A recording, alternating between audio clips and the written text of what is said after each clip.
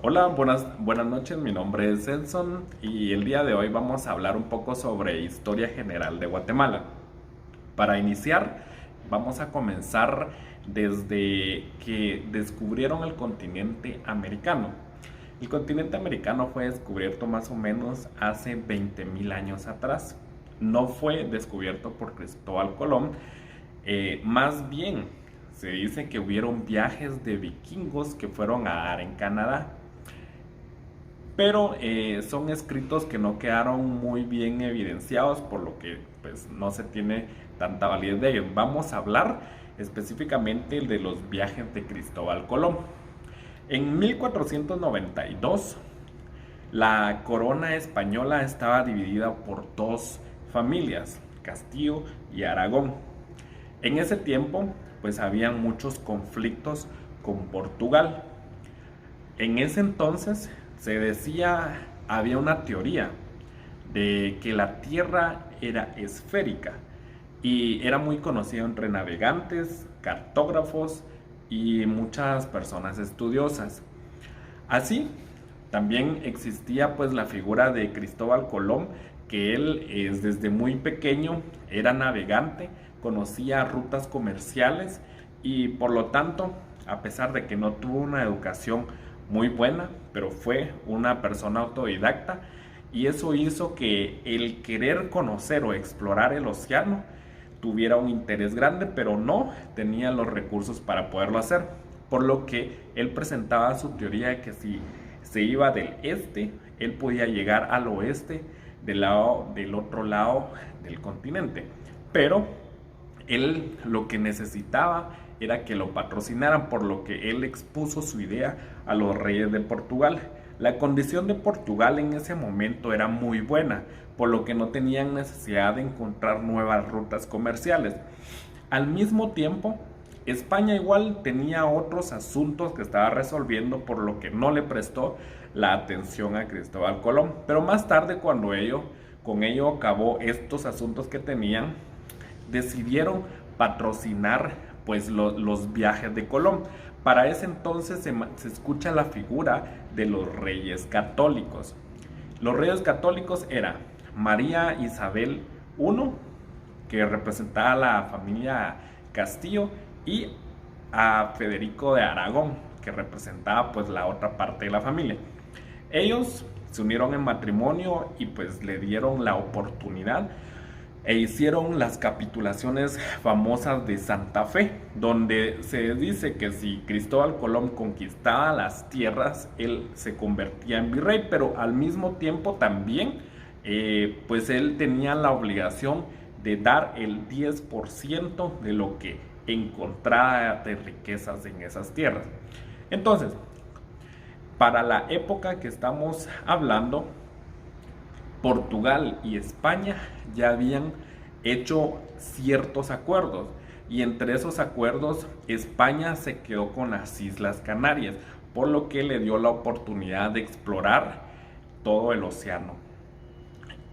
El primer viaje de Colón se dice que él llegó a tierras intermedias, así lo llamó él, porque según él eran tierras que estaban a mitad de Asia, pero no era así. Cuando esto los encontró, él se regresó a España. 2 años después volvió a regresar en su segundo viaje, llegó a dar a Cuba y volvió a regresar a España. Su tercer viaje llegó a dar a las costas de Venezuela. Hasta en el cuarto viaje, él vino a dar a las costas de Honduras. En esa fecha, la reina Isabel había enfermado, le habían notificado que estaba muy grave, por lo que él decidió regresarse a España. Cuando él regresa a España, la reina muere y con ello pues también muere los derechos que él tenía. Por lo tanto, él prácticamente se queda sin nada y 4 años más tarde, en 1506, él muere.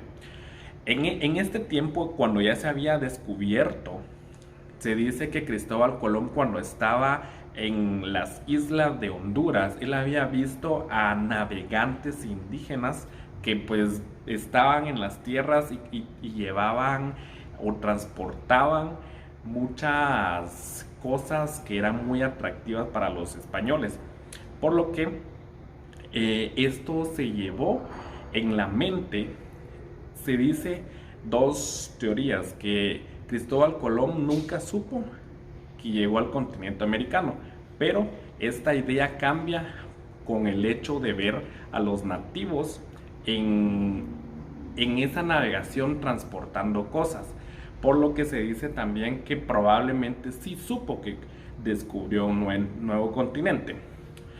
Años más tarde, pues viene Hernán Cortés a lo que corresponde junto con Jorge de Grijalva, a lo que corresponde todo el Golfo de México, y conquista todo el imperio azteca. Pero también con él está Pedro de Alvarado. Pedro de Alvarado venían con sus hermanos y algunos primos, algunos familiares. Pedro de Alvarado era el encargado de conquistar Guatemala, Honduras, El Salvador, pero él se volvió tan ambicioso que él quiso ir a conquistar hacia Sudamérica, por lo que dejó encomendado la tarea a su hermano Jorge de Alvarado. Jorge de Alvarado fue la persona que pues estuvo en la conquista en Guatemala.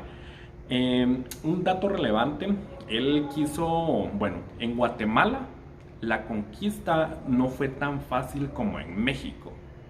Guatemala, porque se encontraba en el altiplano, los nativos se asentaban en las colinas, en las partes más altas, donde era como su fuerte o el lugar donde se protegían, por lo que a los españoles les costó ganar la conquista. Pero Jorge de Alvarado era un estratega. Él, su mayor recurso fueron los conflictos que tenían entre cachiqueles, tutugiles, pocomames, los quichés, principalmente los quichés, porque ellos tenían constantes rivalidades, constantes peleas. Entonces él aprovechó hacer alianzas para poder vencer a otros pueblos. Aparte que no está de más mencionar que los españoles tenían mejores tecnologías, mejores armas con el que podían luchar. En cambio, los nativos luchaban con cuchillos de obsidiana, con ondas. O sea, las herramientas que tenían eran muy malas para el tipo de combate que se enfrentaban. Entonces, ¿qué es lo que pasó? Él se quiso asentar cerca de la ciudad de los quichés. No tuvo éxito en conquistarlos, por lo que se trasladó al Valle de Almolonga. Después del Valle de Almolonga, se permanecieron muy poco tiempo, por lo que se decidieron, gracias al deslizamiento que hubo, ellos se trasladaron al Valle de Panchoy. Después del Valle del Panchoy, por los terremotos de Santa Marta, se trasladaron a la ciudad, al Valle de la Ermita, donde actualmente estamos asentados. Pero en la conquista se dividen en tres fases importantes. La primera fase corresponde a lo que es la fase bélica, en donde se consolidó la gran parte de la historia, porque pasaron muchos eventos. Primero se tenía que conquistar. Se conquistó con rudeza. Lo segundo es que también tenían que actuar en nombre del rey, lo cual no cumplieron, sino que ellos actuaron en nombre propio. Además, en estas instancias se crearon muchos problemas. ¿Por qué? Los españoles que vinieron a conquistar eran conocidos como ibéricos, pero los españoles que nacieron en el continente americano eran conocidos como criollos. La lucha de poder que tuvieron los criollos con los españoles ibéricos fue grande, porque ellos querían tener el poder, ya que los ibéricos despreciaban a los criollos.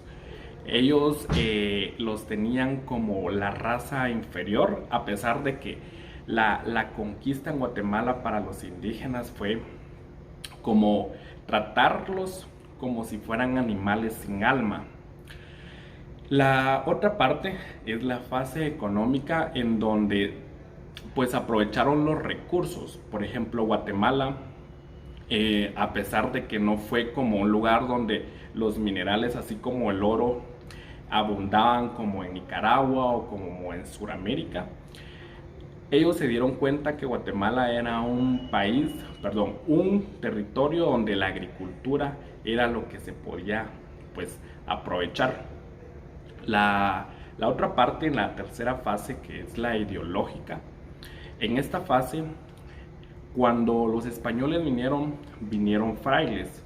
La Iglesia Católica había mandado a personas específicas para que pudieran ser evangelizadas y pudieran salvar su alma.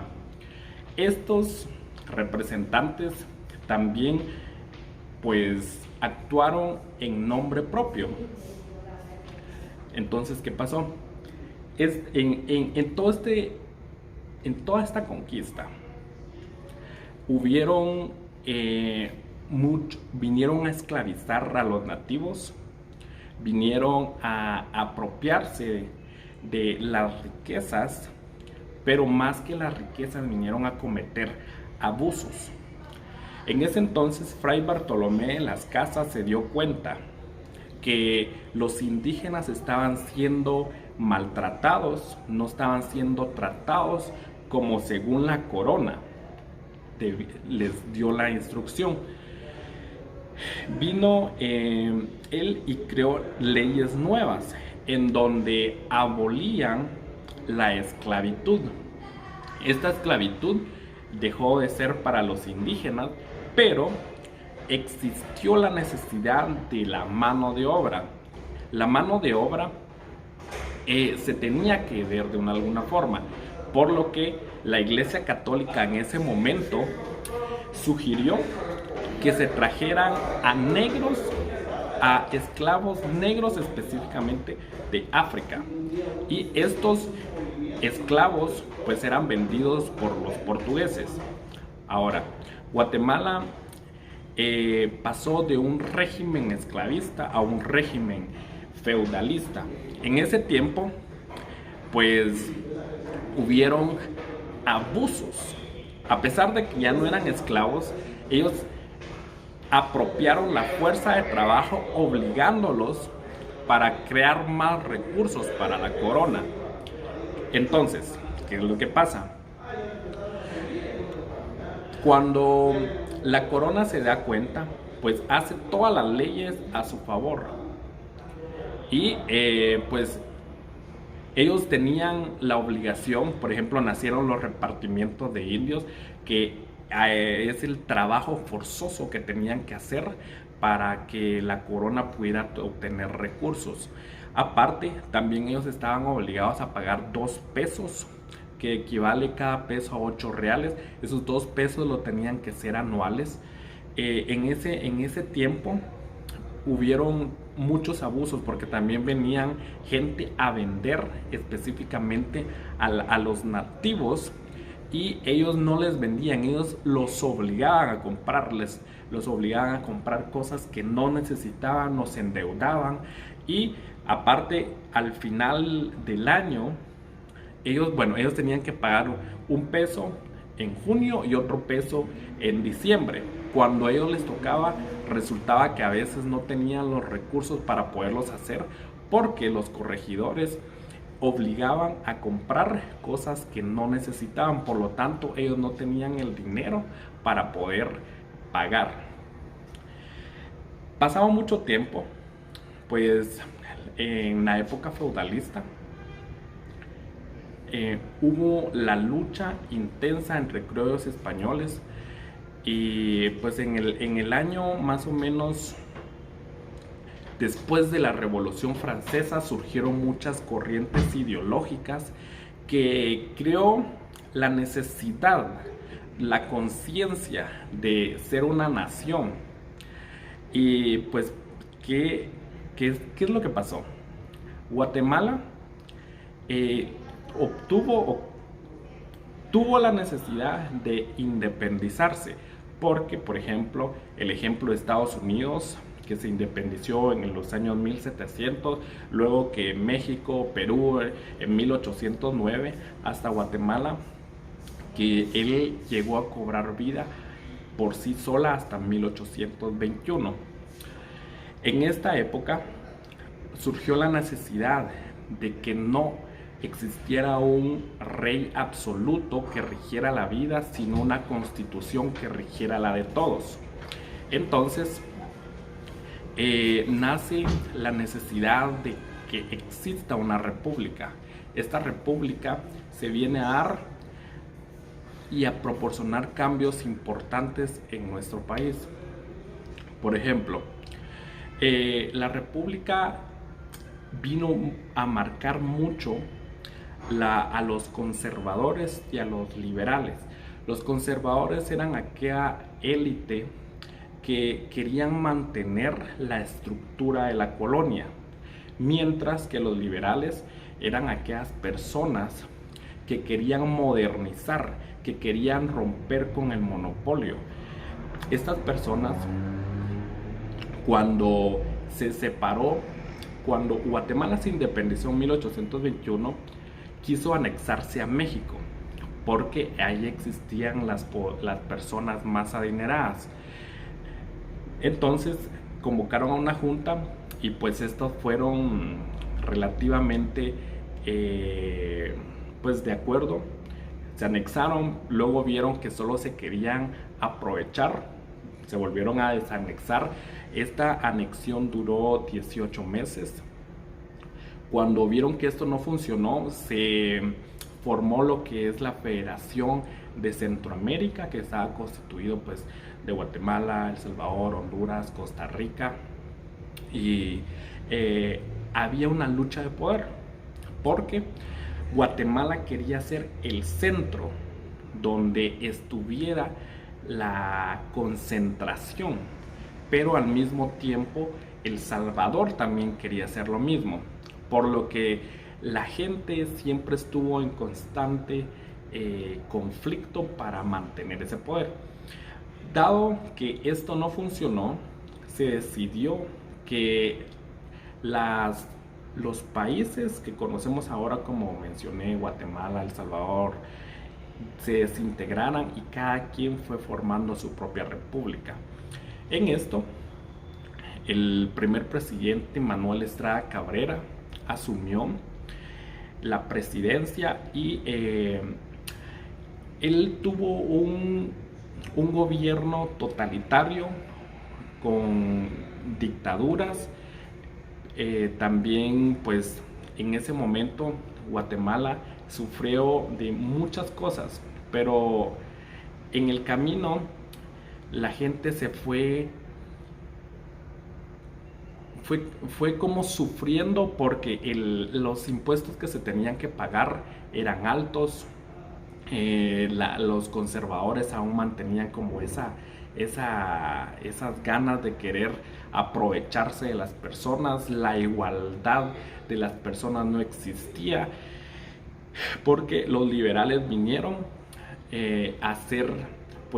a derrocar esto. El último presidente de la clase que pues mantenía esta línea del esquema de la colonia fue Jorge Ubico.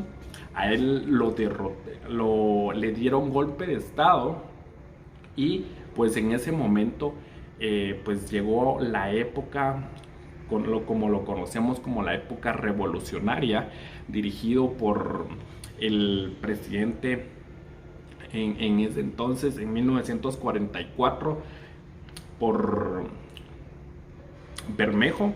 Y bueno, él vino a hacer muchos cambios. Él fue criticado porque se decía que su partido era comunista, pero realmente no. Él trataba de explicar que era un partido socialista espiritual.